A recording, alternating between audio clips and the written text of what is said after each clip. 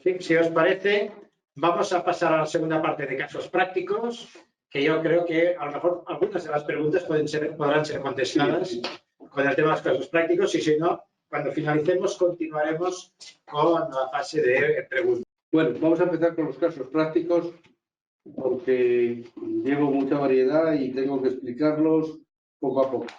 Primero voy a decir unos casos prácticos míos de los peritajes del entorno de los peritajes, consejos iniciales.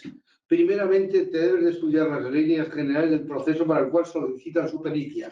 Por ejemplo, fulanito de tal A solicita una demanda contra B y tú vienes de parte del juez. Pues te lees un poco lo que viene en A, un poco en el mismo juzgado donde vas a firmar. Antes de firmar te dejan la documentación y tú la ojeas.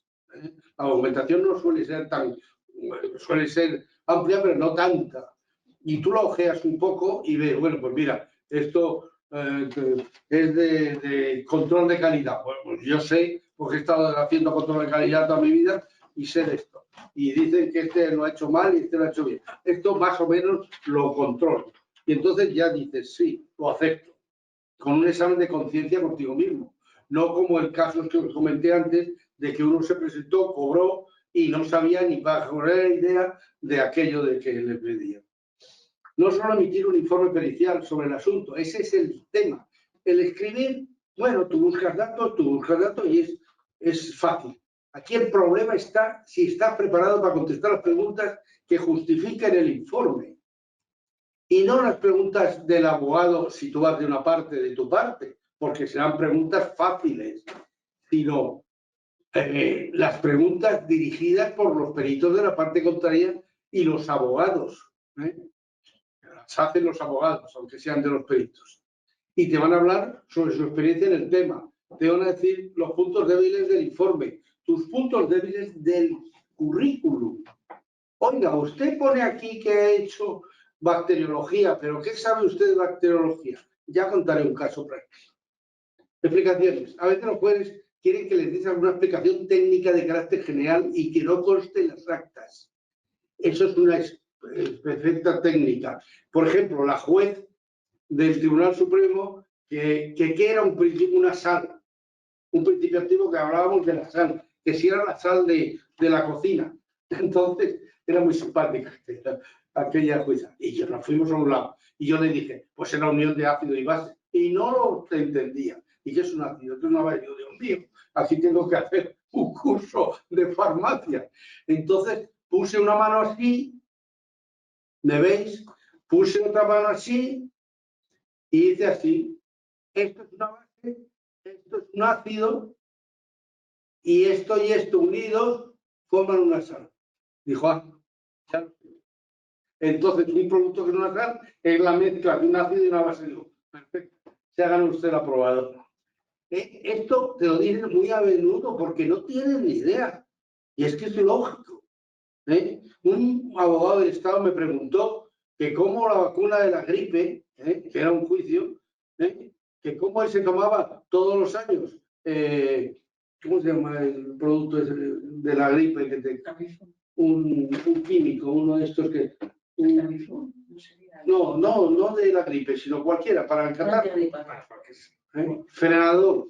Él se tomaba todos los años frenador y no cambiaba el frenador, que porque yo decía que una vacuna de la gripe cambiaba todos los años. Me preguntó eso el juicio, yo se lo tuve que explicar con pocas palabras y facilito, y la jueza estaba que se trinaba, porque vamos, contarle a aquel señor lo que era un producto químico y un producto, una vacuna con unos virus y cómo van mutando, no era para el juicio. Bien, entonces así tenemos que explicar a veces. Debes de ser claro y conciso, y incluyendo la conclusión final defendida por el perito, ya que puede decirse que informa de su opinión técnica sobre el total de pruebas aportadas. Siguiente, a ver, no me sigue, no me pasa. No sé qué pasa. Hay que saber que la peritación es una ayuda especializada. Si uno no tiene un criterio definido de las razones que son las concluyentes, no debe aceptar el peritaje. Es decir, si tú no ves claro que aquello, así en principio, luego lo mirarás y afinarás en tu conclusión. Pero si tú no ves aquello que no ves claro el criterio, no debes de aceptarlo. Porque tú tienes que decir al final algo. Ya empezamos con los casos. Un proveedor de materia prima. Uno de mis primeros casos y tuve por una insuficiencia en la ayuda al juez por mi experiencia en el peritaje.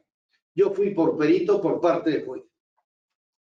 En este caso, la denuncia era de un laboratorio a otro B por compra de materia prima patentada para presentar el dossier de registro de B. Y la materia prima era de A, patentada. Entonces, actuación del perito. Una vez examinado el dossier de registro de medicamento presentado por el laboratorio B y visto los datos que venían en el mismo sobre la materia prima, no muy abundantes, porque en un registro que además suelen ser copias de copias de copias, son finitos, así como la existencia en el mercado internacional de empresas que vendían la materia prima mencionada, porque ya la patente había pasado y había empresas que vendían, vio que la materia prima de empresas que no estaban dentro de la patente, el principio era conocido y sencillo, pedía al laboratorio demandante A el dossier de registro que era el original. ¿Por qué? Con ello. Pues porque en él tenía que venir el Drug Master File. El Drug Master File es el documento real de la elaboración de la materia prima. Desde que se pone al principio, los principios activos se unen, se tal, prácticamente el invento, el corazón del registro, el Drug Master File. Entonces, yo se lo pedí, que lo tenía, y nada. El dossier que no podían, confidencialidad por ser una materia prima patentada, y ahí quedó la información obtenida. Entonces, ¿qué hice yo? Conclusión, que podía haber sido comprado a otras firmas, ya que existían, eran fabricadas. Y luego, no patentados en otros mercados, en China, en la India, por lo tanto, esto podía ser. Circunstancia, me preguntó el juez, con carácter confidencial, cómo se podía averiguar que la materia prima con que el demandado había fabricado el medicamento fuera o no la patentada. Y yo le dije, sí puedo examinar el dossier del laboratorio demandador que contiene el Drug Master File, lo que he dicho, en la fabricación original. Yo veo la fabricación original y veo en el segundo laboratorio que la fabricación que viene tiene alguna diferencia o es exactamente la misma, yo puedo decir que lo ha copiado.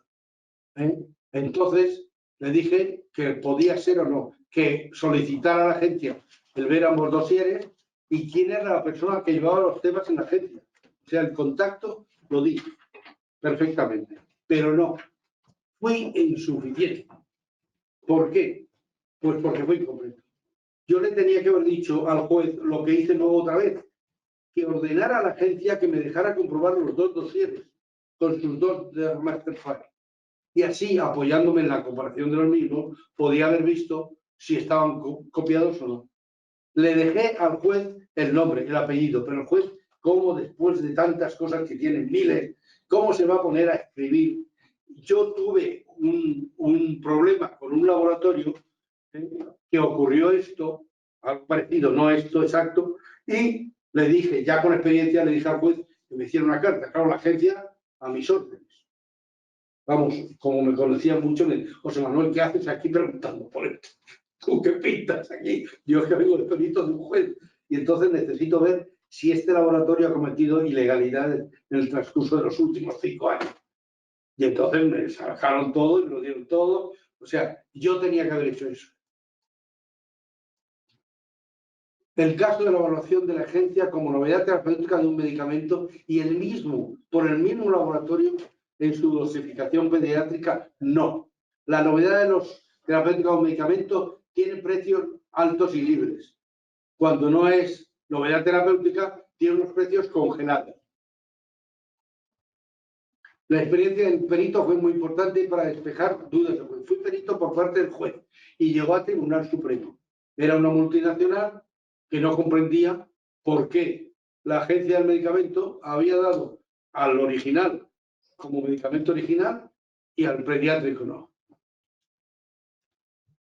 Clasificación distinta. En precios, circunstancias. En este caso examina la diferencia notable clasificando la novedad del medicamento y por lo tanto no sujeto a control de precios en su versión de adultos y la no novedad del medicamento en pediátricos. El medicamento se usa para reducción de un síntoma menor pero significativo.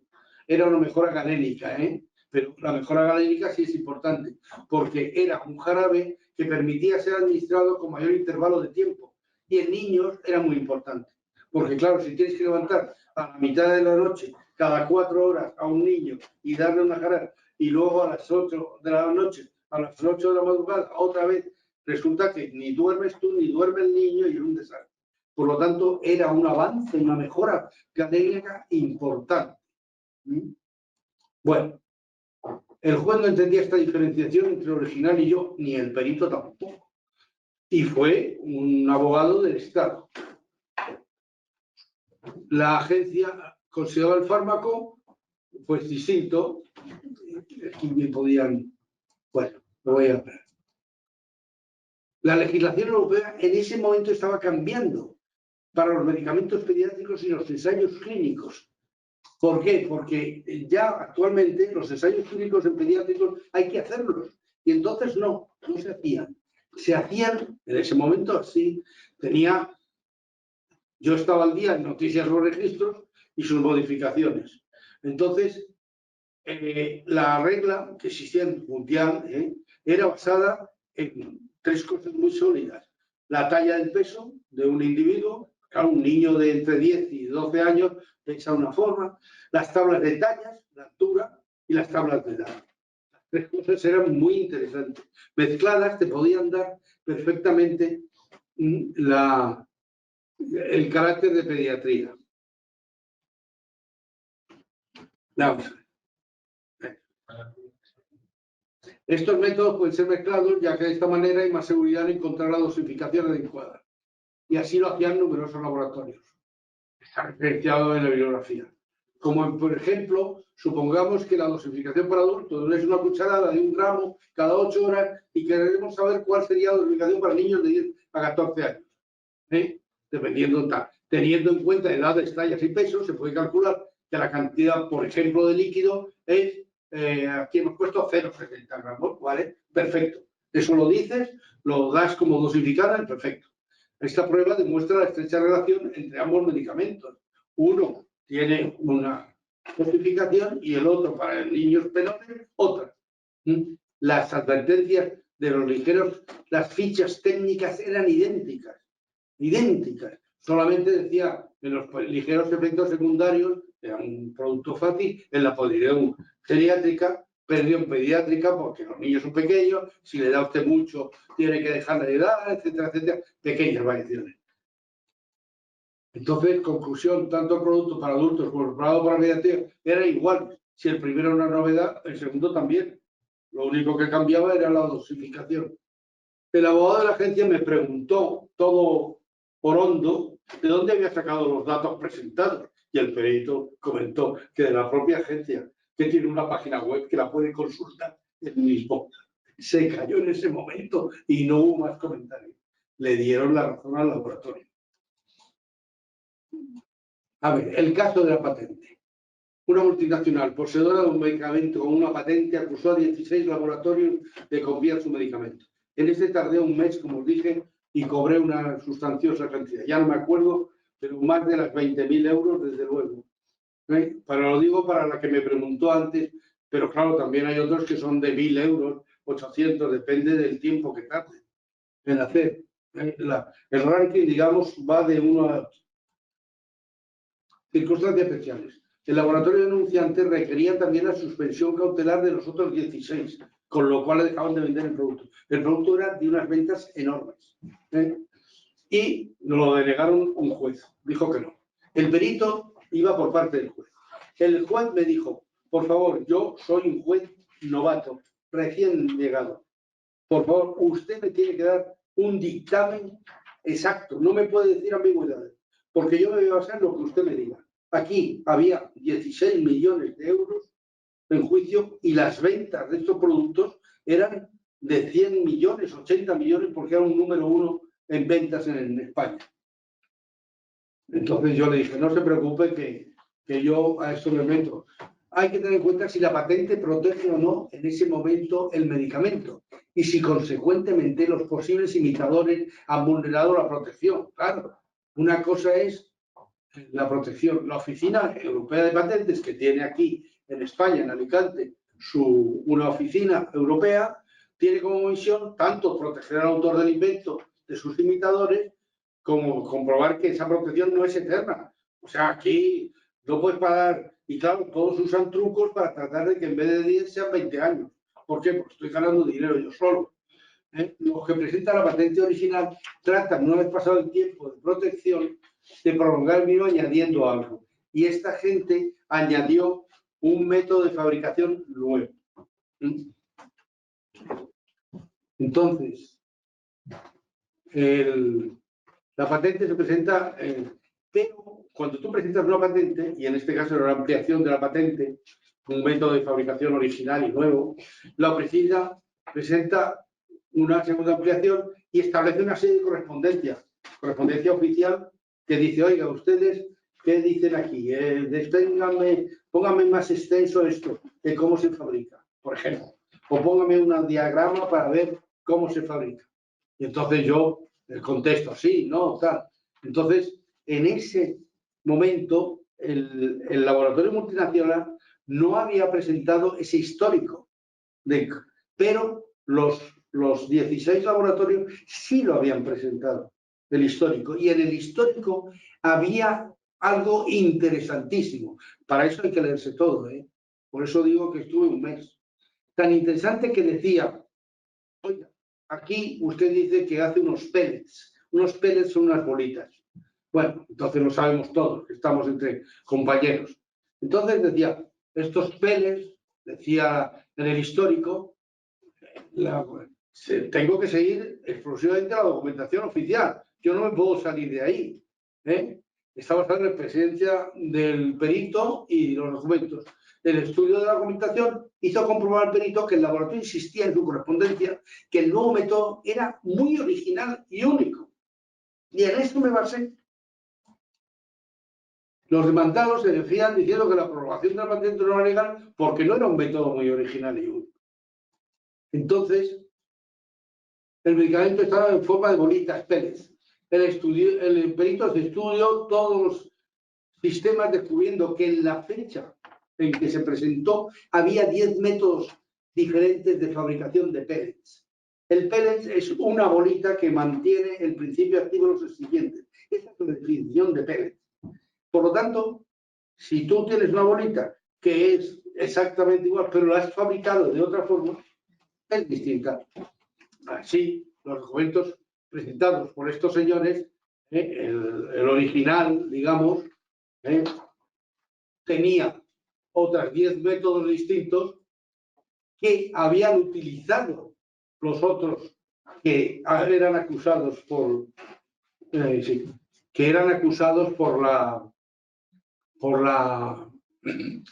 por la original. Entonces, que había muchas y voy a decir, por ejemplo, había unas capas cubiertas con principio activo, otras interpuestas de excipiente y otra de principio activo. Otros casos estaba todo el núcleo con el principio activo y las capas eran los excipientes. Otra era al revés. O sea, había distintas formas y todos eran pellets. Por lo tanto, el tema era que se podía hacer y que no habían ido a que tenían razón los demandados porque no había un método. Sí había uno, pero solo uno, el que ellos decían. Eso sí le protegía, pero ellos no habían usado ese método. Habían usado otros muchos más de los que había. Por lo tanto, eso fue una cosa que acabó con la demanda del original. El caso de la acusación de un laboratorio contra otro por apropiación de un registro. En este caso, la denuncia del laboratorio A acusa a otro laboratorio B de copiar un registro de A con la colaboración del director técnico de A. La demanda solicita una indemnización por daño y perjuicio de 1 millón de euros y 2 años de cárcel para su director técnico. Yo fui por parte del director técnico. Demanda penal. El laboratorio A describe que el laboratorio B le copia su registro vía su director técnico y que previamente el director técnico de A firma un contrato de fabricación con el laboratorio B para fabricar el futuro registro robado. El perito actúa como parte del laboratorio B. Acusado. Dentro de la demanda se dice que el director técnico de A ha copiado el registro de A para B, cuyo director técnico de B es el hijo del director técnico de A. Entonces, y que ahí ha habido un contubernio. Y que cuando B presentó el dossier de registro de medicamento para su autorización no tenía instalaciones adecuadas y su dirección oficial eran unas oficinas sin uso. Además que cuando firmó el director técnico de A el contrato de fabricación con B, la firma era falsificada. Todas estas últimas demandas en la agencia fueron trasladadas por la misma a la justicia normal. Y la justicia normal, después de ver las firmas, después de ver las instalaciones y tal, dijo que no. Se sobreseyeron todas las demandas porque no había pruebas fehacientes. O sea, todo lo que se decía no era fehaciente. Actuación del perito.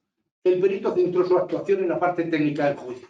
Y lo dije en mi peritaje. Yo no podía meterme en si esta firma era falsa o no. Se presentaron 18 peritos especiales en caligrafía y cada uno decía una cosa.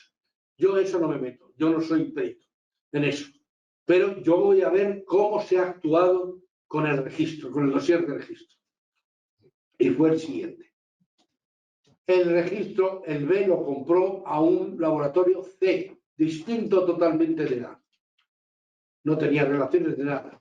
Posteriormente, y al anular por parte del laboratorio A el contrato de fabricación de este preparado con B ante la agencia, tuvo que invertir en sus instalaciones y él creó una fábrica para hacerse ese medicamento. Esto le ocasionó a B un año de retraso para la agencia, que la agencia, previa inspección, le autorizase como fabricante. Conclusiones. Todas estas operaciones fueron presentadas a la agencia, autorizadas por la misma, inspeccionadas por la agencia, con lo cual el perito concluye que no había ninguna sospecha de acción ilegal, que respecto al director técnico de A hubiera confirmado con el hijo que estaba en el B el contrato técnico de fabricación, no del dossier de registro, de técnico de fabricación. Es decir, que ahí no se daba más documentación que cómo se elaboraba el pellet. Sí, cómo se elaboraba el pellet. Por lo tanto, no había ninguna ilegalidad. Eran los dos farmacéuticos, eran los dos directores técnicos y daba la casualidad que uno era el padre y el otro era el hijo. ¿Y qué? Total, que quien alguien sufrió los desperfectos fue el laboratorio B. El asunto ha sido sobreseído.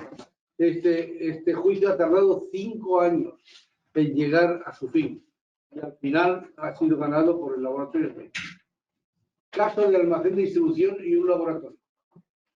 Denuncia. El almacén fue denunciado por un laboratorio porque unas obras y reformas por carencias sanitarias en el mismo produjeron daño y perjuicio para el laboratorio en sus productos y ventas. El laboratorio era el único usuario del almacén. Circunstancias especiales. La experiencia laboral del perito es muy importante. Es muy importante. Por eso es muchas veces más importante que si tú hayas hecho juicio. En efecto, al ser director de planta de un laboratorio suizo, tuve que realizar una ampliación de nuestro almacén y esta experiencia me sirvió para elaborar el informe para el almacén demandado. Actué como parte del almacén. El demandante expuso en su pliego de demanda que el laboratorio había tenido que hacer obras en las vías de conducción de las carretillas de transporte por exigencias de la inspección sanitaria que supuso el retraso de distribución de sus productos. Claro, al haber obras en las carretillas y en las vías, pues entonces dejas de una parte del almacén o dejas de utilizar. Entonces, el cambio de rieles, todo esto. Entonces, sufren mermas en tus ventas. Pero no fue una exigencia de la inspección, sino una mejora para el aumento de capacidad del almacén, ya que al ser más sólidos los rieles, estos permitían más cargas a las carretillas y aumentar la altura de las estanterías. y esto era de nivel de interés para el laboratorio que estaba utilizando el almacén, porque podía meter más productos. No era un problema de exigencia. ¿Y por qué? Porque yo había hecho lo mismo. Yo había ampliado el almacén de mi laboratorio con una ampliación de las vías y me sabía el problema perfectamente. Otra de las causas que fue culpa de fuertes tormentas, con pedrisco incluido, de carácter excepcional. Se habían producido goteras en el almacén que tuvieron que ser reparadas por exigencias sanitarias de la inspección y había perdido capacidad para sus productos. Pero la legislación dice que cuando se produzcan problemas excepcionales en el almacén, el laboratorio usuario debe comunicar a la inspección los daños ocasionados y las medidas a tomar. Esto pasa y es habitual. Posteriormente, cuando se han realizado los arreglos, la inspección visita las reparaciones y además, antes, cuando ha ido la primera vez, ve si el producto que está afectado puede ser recuperado, si es un problema de los estuches o no se puede recuperar porque se ha roto el interior de donde estaba el producto farmacéutico.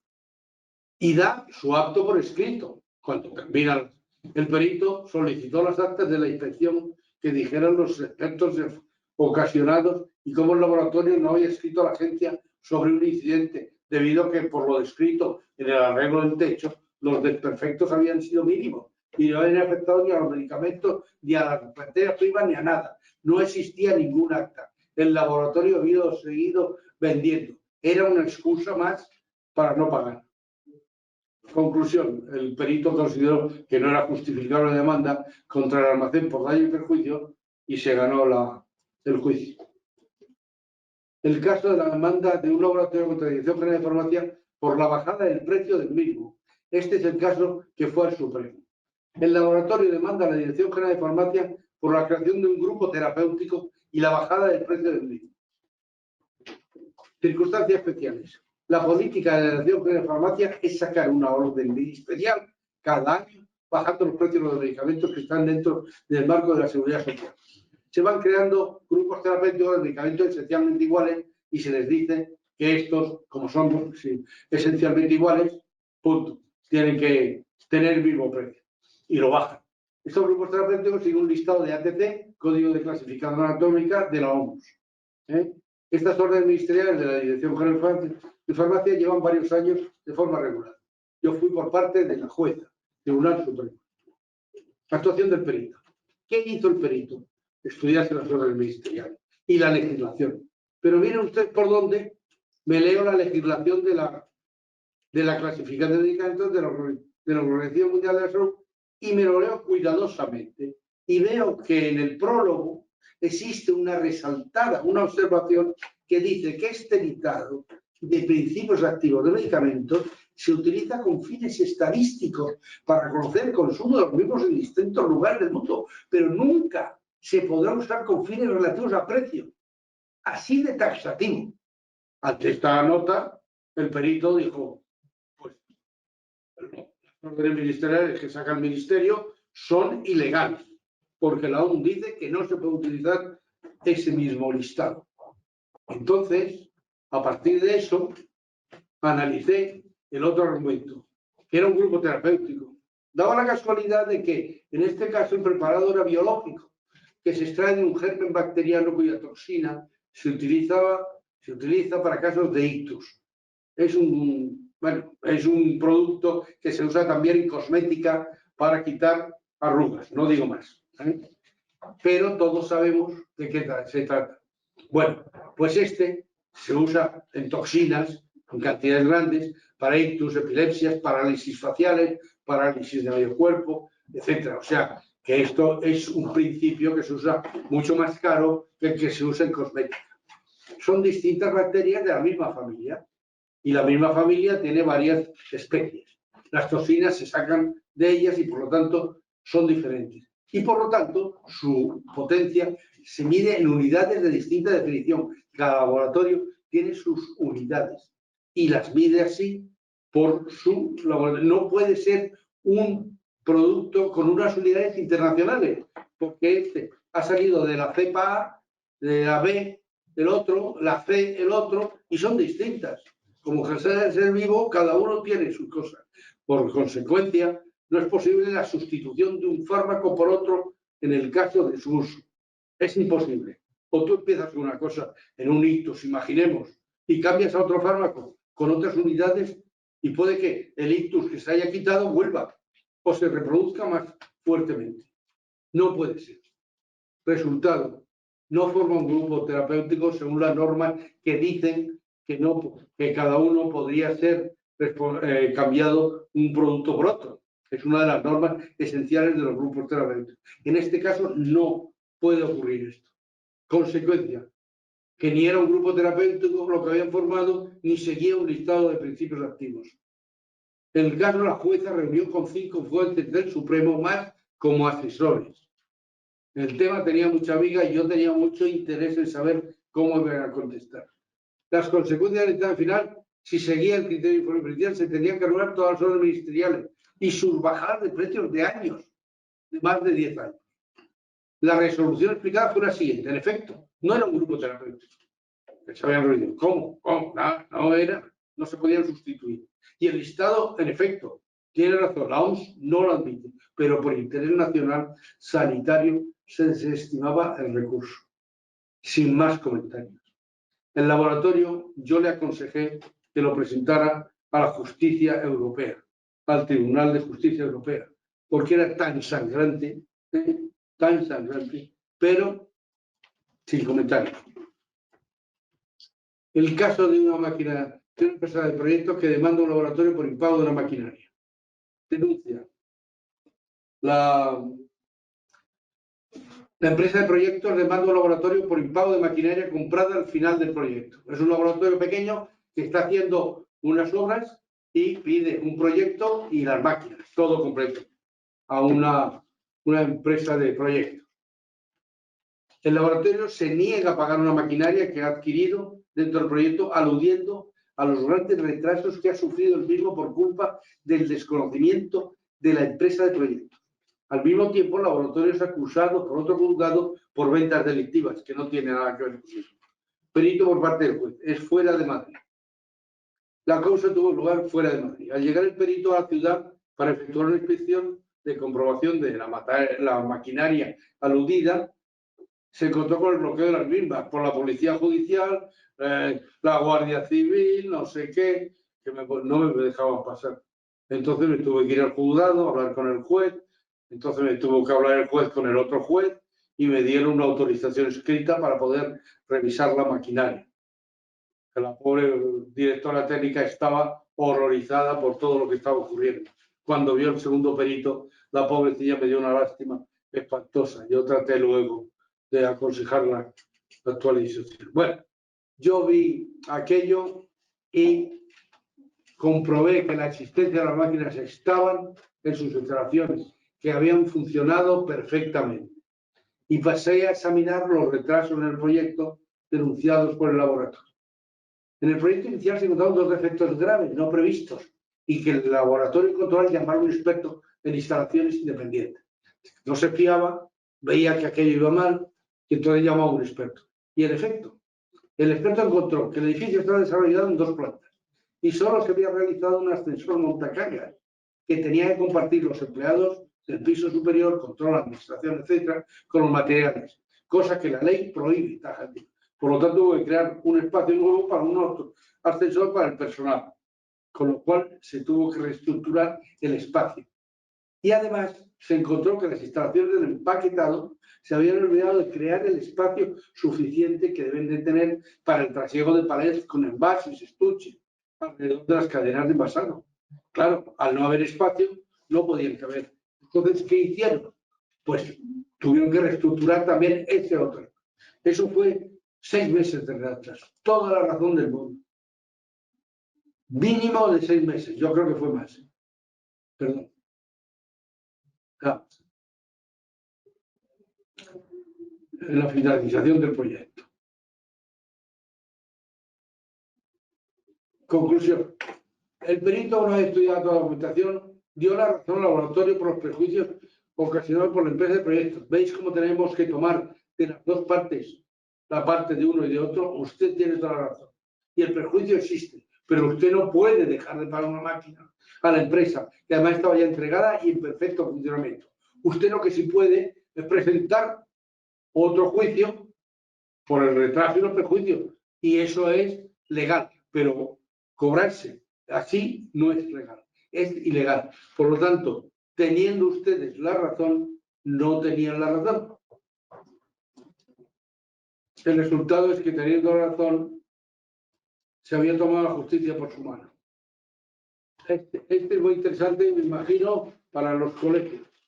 El caso de un cliente contra una farmacia por error de dispensación.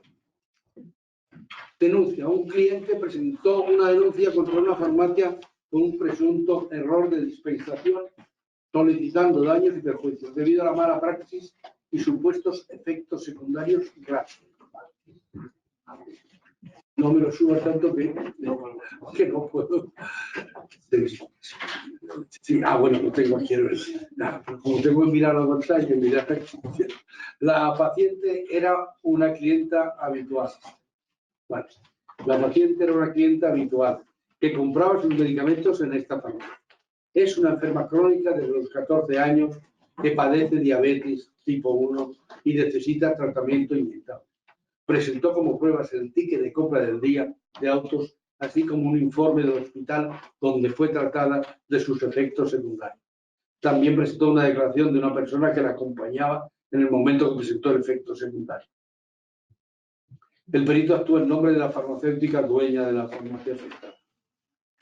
Actuación. El perito comprueba que debe indagar sobre los efectos secundarios sufridos por la paciente, que son de carácter clínico. Igualmente, sobre el informe del hospital. Al inicio del juicio, solicita excepcionalmente una declaración antes de empezar el juicio. La declaración consistió en decir que la carrera de farmacia tiene una serie de asignaturas comunes e incluso partes más extensas con la carrera de medicina, como son farmacología, farmacognosia, farmacodinámica del medicamento. También se estudia fisiología animal. Con estos datos iniciales se considera capaz de emitir un informe pericial presentado sobre los efectos secundarios sufridos por la paciente.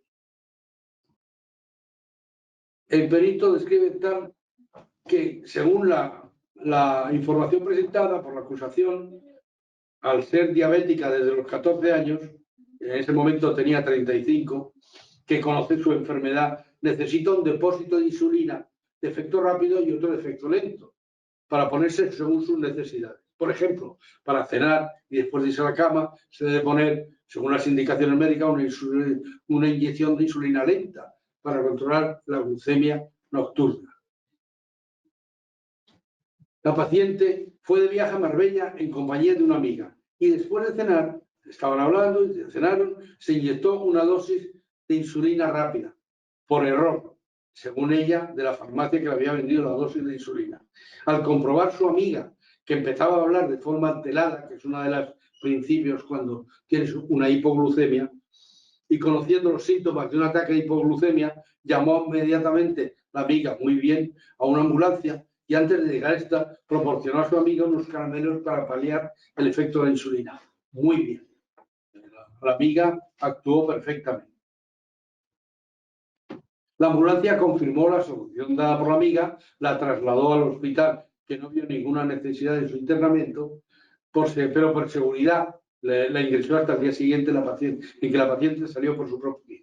Y en el informe del hospital dice, la han tratado bien, aparte de eso le dieron también una glucosa en la ambulancia, la han tratado bien en la glucosa, por lo tanto usted tiene ya los niveles correctos y por seguridad, si usted quiere, se puede quedar esta noche para vigilar. Me parece muy bien.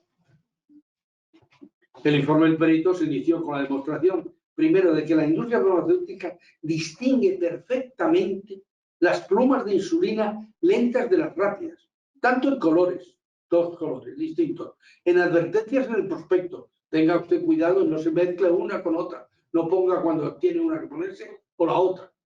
Como la ficha técnica sobre el riesgo de ataques de hipoglucemia. Está por confusión. Llevó el perito ejemplares de ambos medicamentos para que fueran vistos por el juez, sin dudarlo. ¿Hay una cosa más clara que esta en la industria? No creo. El ticket presentado como prueba no definía qué clase de insulina se había comprado ese día. Además, vamos a ver. Ante la demanda que decía que por inyectarse por error de la farmacia una insulina rápida en vez de lenta había sufrido un ataque grave de hipoglucemia, el perito presentó la escala de efectos secundarios de los diabéticos por hipoglucemia según el Colegio General de Médicos de Madrid y ha publicado los síntomas. Y dice que en el caso de problemas al son carácter leve, llegando hasta el desmayo y síncope en casos de carácter grave. Este hecho quita la gravedad de la hipoglucemia, muy importante en la demanda.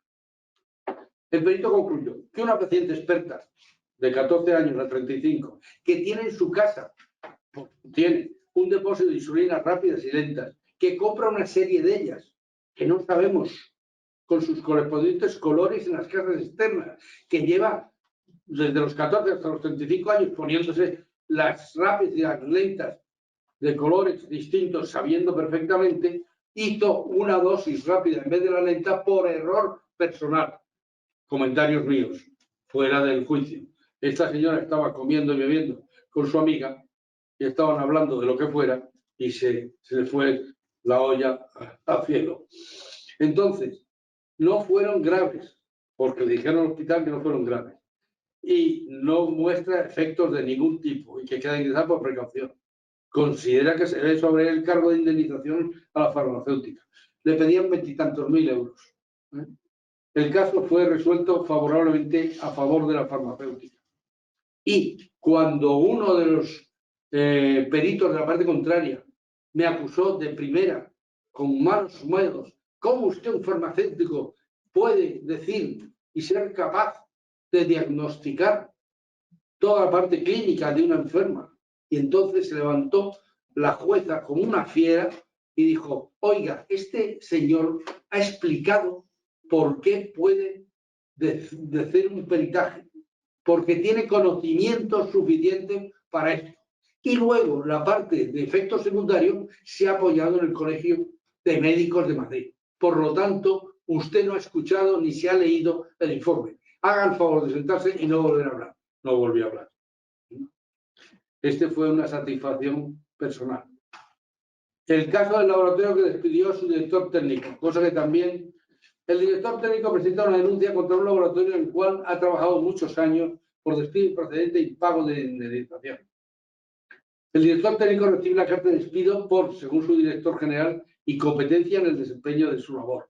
El director técnico no está de acuerdo y presenta un recurso ante el Tribunal de Asuntos Sociales por despido improcedente. Y ambos, denunciante y denunciado, llegan a un acuerdo de indemnización ante el juez. Es un caso de mediación o arbitraje que en este caso se utiliza el juez de Asuntos Sociales. Bien, en estos juzgados no se tienen que presentar peritos, y menos aún si llegaron a un acuerdo. Llegaron los dos, sí. Mire, estamos de acuerdo porque este señor va a pagar la empresa tanto a este señor. Sí, sí, estamos de acuerdo. Vale. Entonces, una vez acordada la cantidad, posteriormente el laboratorio se niega a pagarla. Y entonces el director técnico presenta ya una demanda judicial contra el laboratorio. Yo actué por parte del director técnico. Actuación de perito. En el escrito justificativo del laboratorio extenso, el director general describe que ha descubierto la mala actuación de su director técnico respecto a una visita rutinaria de la inspección de la agencia, que encontró que se cometían muy graves deficiencias técnicas, como por ejemplo no hacer análisis actualizados de algunos medicamentos, autorizar la salida de otros al mercado sin tener los resultados finales, ocultar al Consejo de Administración incidencias en la fabricación de algunos fármacos, todo lo cual hacía que no se le pagase la cantidad acordada. 6 hojas era la lista de fallos pormenorizada. Pero lo que no contaba el director general era que el director técnico tenía en su poder mucha documentación sobre los lotes que tenía en su casa. Se había llevado, pero porque los guardaba. Así como correspondencia entre el comité directivo y el director técnico. ¿Ah?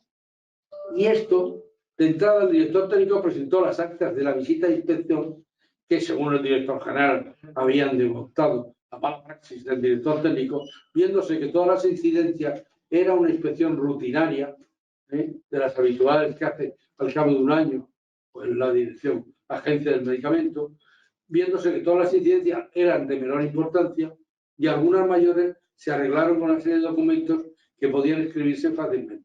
La prueba fue que la agencia dio al laboratorio una moratoria de 2 meses y arregló todo y le dio el conforme. Sobre los distintos incidentes de fabricación de medicamentos, en algunos casos relevantes, el director técnico había informado al director general mediante correos electrónicos e incluso las medidas a tomar que se habían discutido en el Consejo de Administración. Respecto a algunas analíticas no actualizadas, curiosamente, algún registro de un medicamento era del año 1949, un extracto vegetal que se sigue vendiendo. Entonces, habían funcionado perfectamente las utilizadas, las analíticas, y la inspección no encontró ningún problema en seguir los antiguos análisis. Claro que había nuevos, porque los antiguos eran históricos. Otros productos tenían materias primas de origen vegetal. Este producto tenía una materia prima de origen vegetal. Por su dilatada existencia no había experiencia de ningún problema jamás, y los consideraba históricos. Y su trayectoria no necesitaba más datos analíticos por la carencia de efectos secundarios desde el año 49. Conclusión, la documentación aportada que se fue destruyendo frase por frase de las 6 páginas del director general demostraba fehacientemente la mala fe de las acusaciones del director general, y esto obligó al laboratorio a pagar la indemnización pactada. Además, los jugadores de lo social no revocan jamás un pacto entre partes, una causa muy grave, como puede que se haya muerto el director técnico, entonces no hay indemnización. ¿Por qué? Porque si admitiera que lo que se ha llegado a un acuerdo delante de un juez ya no se paga y no se hace, el juez, el juzgado de asuntos sociales, perdía totalmente su característica. El caso de un laboratorio y una CRO. El laboratorio presentó una denuncia contra una CRO, empresa encargada de realizar ensayos clínicos por incumplimiento de contrato. Circunstancias especiales. El laboratorio encargó un ensayo clínico a una CRO por valor de 1 millón de euros. Al llevar la mitad del ensayo se dio cuenta que no estaba cumpliendo el mismo y se llevaba adelantado el pago de más de la mitad del mismo. El laboratorio dejó sin vigilancia a la CRO durante el ensayo clínico. Error del laboratorio. Y esta, por problemas económicos, era un tema. Una empresa familiar no siguió haciendo su labor, exigiendo más pagos adelantados porque se quedó sin clientes y se quedaba sin dinero. Perito por parte del laboratorio. Actuación. El caso tenía dificultades, ya que es difícil seguir un ensayo clínico sin haber tenido una persona del laboratorio dentro, encargada del seguimiento. El laboratorio solo tenía los informes enviados por la CRO mensualmente. La tarea de la CRO es contratar hospitales, centro de consulta, administración del medicamento, los contratos firmados, debe controlar fichas, selección de pacientes, control de dosificación, efectos secundarios, resultados. A veces, como en este caso, es necesario ampliar el número de enfermos, y en este caso se llegó a unos 300 pacientes, porque era un tema muy conocido y muy habitual en personas mayores. El perito tuvo que volver a examinar todos los documentos enviados al laboratorio y comprobar que durante el tiempo que la CRO funcionó bien, los datos eran correctos.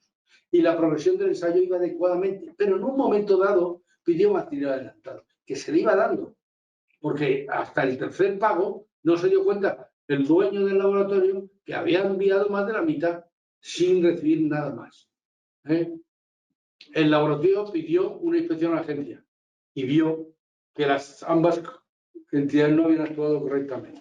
Primero, el laboratorio no ha buscado, no tenía un experto, que ya lo tiene, le costó lo que le costó, que siguiera el ensayo técnico. ¿Cómo tú vas a dar 1 millón de euros a alguien y no vas a seguir mes a mes cómo va el ensayo? Pues esto pasa, Era un laboratorio nacional. El caso tenía sus dificultades. Bien.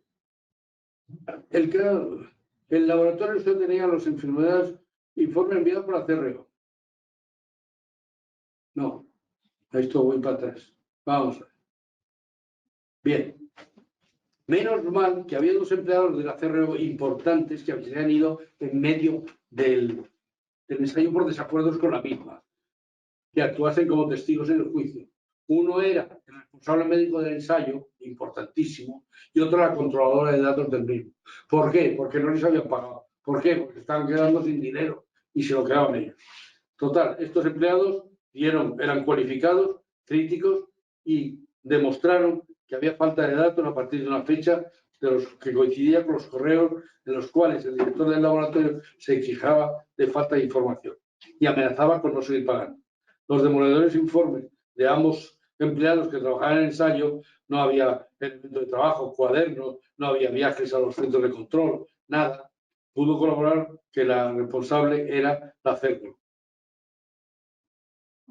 El caso entre un laboratorio y su usuario. Mediación. Estamos entrando en mediación, en los cuales ya el perito se convierte en un mediador. Problema, muy curioso. Un laboratorio encarga una fabricación de unos comprimidos de un fármaco a otro laboratorio que posee las instalaciones necesarias previo acuerdo o contrato oficial presentado a la agencia que lo autoriza. En la fórmula del comprimido aparece un extracto vegetal junto a otras materias primas. Este extracto viene reflejado en la farmacopea europea.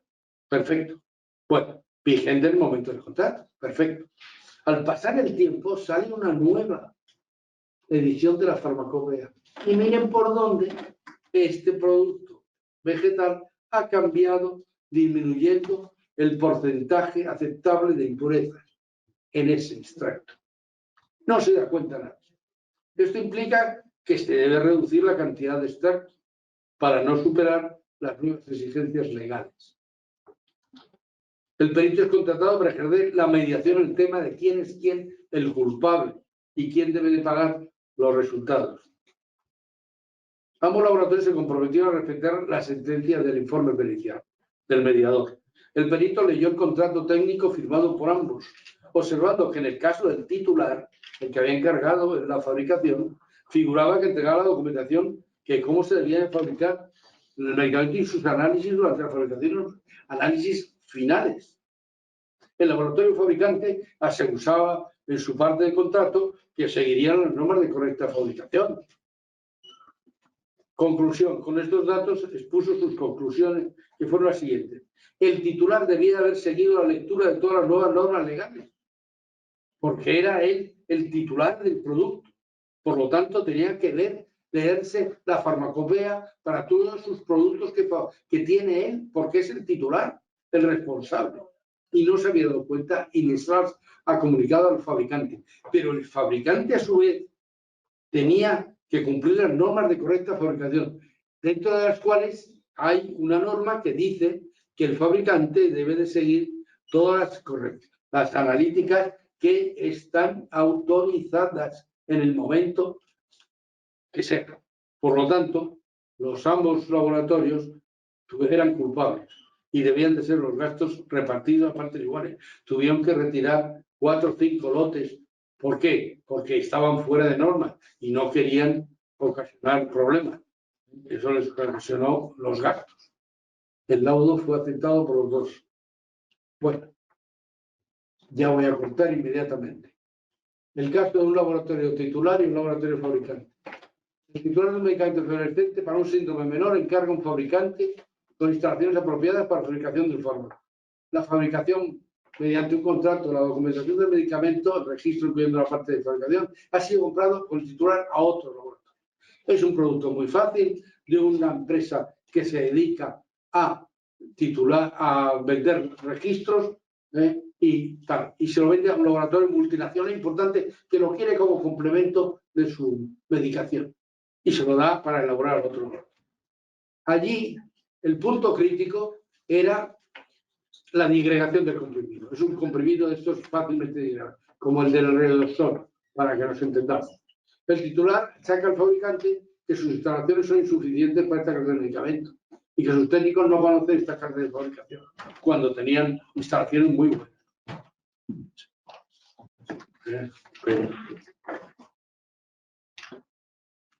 Tras 2 lotes industriales de prueba realizados en las instalaciones del fabricante, se ha visto que no funciona la dirección del comprimido. El titular achaca al fabricante de su instalación. No. Y ahora seguimos.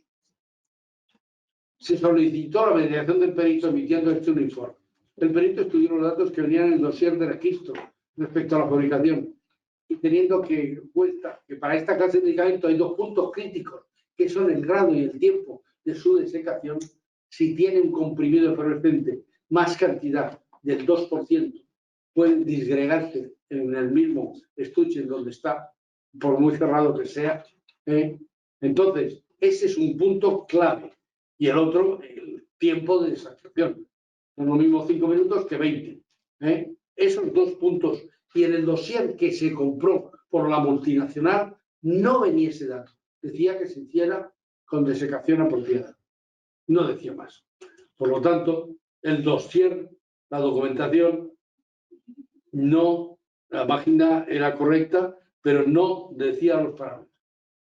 ¿Qué pasaba? Pues los técnicos habían calculado distintas temperaturas, hicieron una serie de lotes industriales, no llegaban, el grado de secación necesario no cumplía, se tuvieron que tirar gastos. Conclusión. El registro comprado en un laboratorio no tenía información exacta para poder fabricar el comprimido correctamente. El original que le compraron. Pero también, además del fallo del vendedor del dossier, el del titular que dio la documentación al fabricante sin haberla comprobado. Y la multinacional envió a 5 personas para hacer la gestión de riesgos. Y estuvieron 3 días examinando todo. Y resulta que esto no se habían dado cuenta de este tema, que es legal, que el punto crítico, claro, entonces me dijeron, ¿quién tiene que pagar? Desde luego, el vendedor del dossier inicial. Y el titular también, después. ¿Y qué podemos hacer? Pues tenían que haber hecho lo que debían de haber hecho al principio. Si a ustedes les interesa tanto, se van a una universidad, crean un departamento, en el departamento de Genérica Industrial, hacen pruebas piloto hasta ver el punto, grado y tiempo de la desecación y ustedes tienen ya el dossier perfectamente hecho. Eso es lo que tienen que hacer y eso es lo que han hecho. Bueno, hay más, un par de casos, pero no lo voy a usar porque ya es la hora. Entonces, después, ustedes lo tienen en la presentación, les cuento el caso, que no intervine yo, de la muerte de 400 niños en Panamá por la toma de un jarabe en mal estado. Este tema ha salido ya hace 1 año o 2 en los periódicos, tal, y lo mando para que vean ustedes. Qué curioso que estuvo a punto de actuar contra el Estado español, contra la Generalitat y contra el laboratorio. Y cómo se resolvió. Pero eso, como lo tienen ustedes, ya termino mi actuación.